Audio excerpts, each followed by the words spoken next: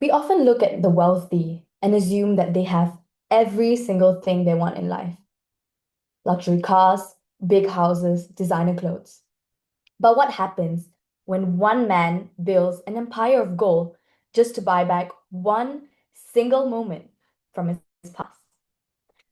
Good day, everyone. Today I will be being excerpt from F. Scott Fitzgerald's The Great Gatsby. This piece is specifically unique to me because of its timeless critique of the American dream. Beneath the glitter, jazz, and music of the 1920s lies a profound and heartbreaking truth about the loneliness and societal judgment.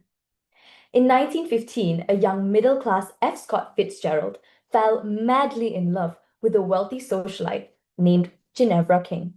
Her father, however, brutally ended their romance, allegedly telling Fitzgerald that poor boys should not think of marrying rich girls. Later in life, he then met Zelda, who refused to marry him until he could prove to her that he was financially successful or simply wealthy enough. So, I chose this novel because I've always been fascinated by the thin line between romantic devotion and destructive obsession. Through the character Jay Gatsby, F. Scott Fitzgerald shows us how a brilliant mind can be completely consumed by just one ghost of the past. In the passage that I'm about to read, chapter 5 of The Great Gatsby, you will hear the exact moment where his illusion begins to fracture. Come here, quick, cried Daisy at the window. The rain was still falling, but the darkness had parted in the west, and there was a pink and golden billow of foamy clouds above the sea. Look at that, she whispered, and then after a moment, I'd like to just get one of those pink clouds and put you in it and push you around. I tried to go then, but they wouldn't hear of it. Perhaps my presence made them feel more satisfactory alone. I know what we'll do, said Gatsby. We'll have Klipspringer play the piano. He went out of the room, calling, Ewing, and returned in a few minutes accompanied by an embarrassed, slightly worn young man with shell-rimmed glasses and scanty blonde hair. He was now decently clothed, in a sports shirt, open at the neck, sneakers, and duck trousers of a nebulous hue. Did we interrupt your exercises?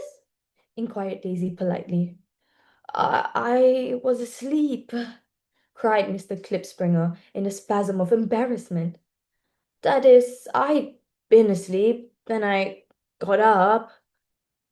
Klipspringer plays the piano, said Gatsby, cutting him off.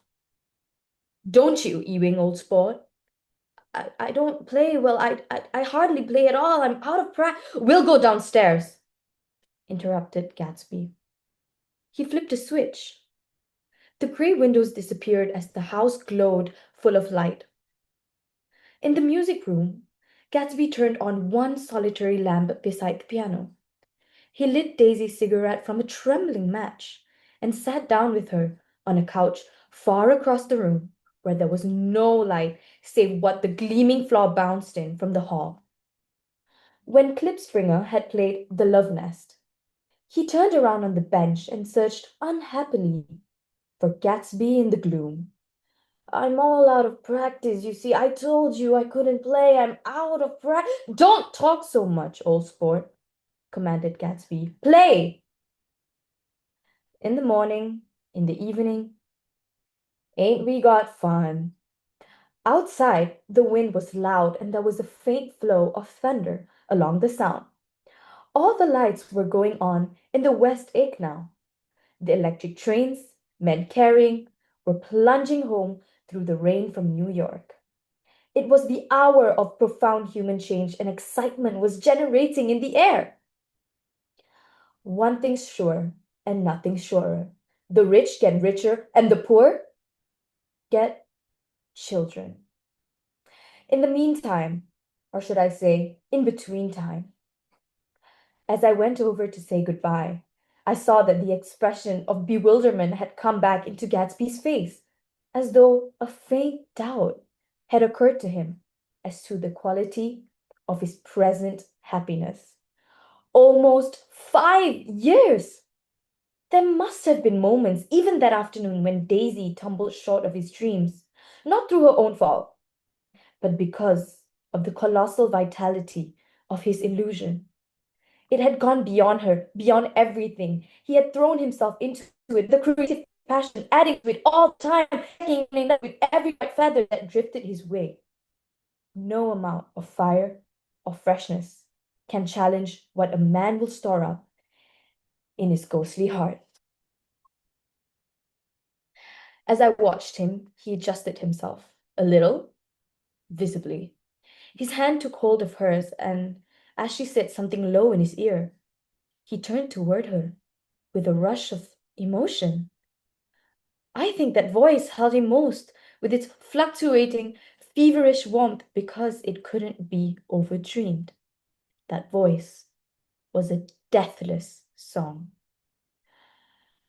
They had surely forgotten me, but Daisy glanced up and held out her hand. Gatsby didn't know me at all now. I looked once more at them, and they didn't look back at me, remotely possessed by intense life. Then I went out of the room and down the marble steps into the rain, leaving them both there together. Thank you.